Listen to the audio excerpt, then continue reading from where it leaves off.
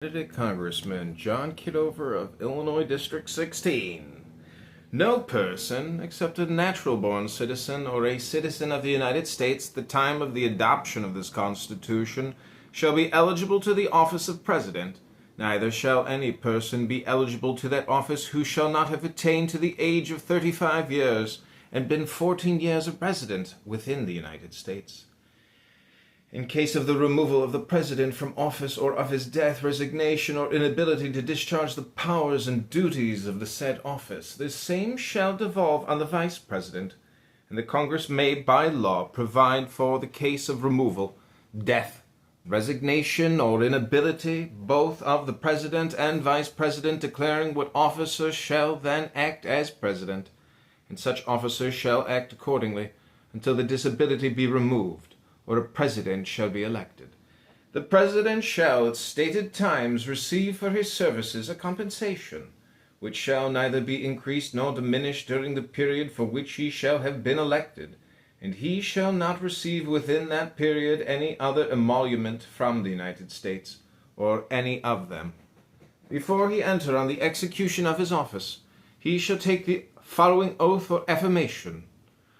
I do solemnly swear or affirm that I will faithfully execute the office of the President of the United States and will, to the best of my ability, preserve, protect, and defend the Constitution of the United States. Section 2.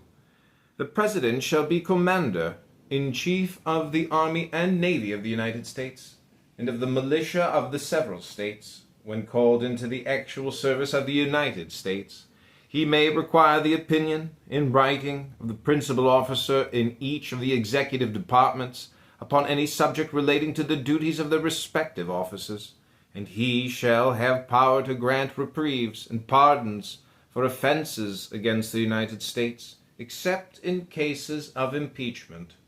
He shall have power, by and with the advice and consent of the Senate, to make treaties, provided 2/3 of the senators present concur, and he shall nominate, and by and with the advice and consent of the Senate shall appoint ambassadors, other public ministers and counsels, judges of the Supreme Court, and all other officers of the United States, whose appointments are not herein otherwise provided for, and which shall be established by law.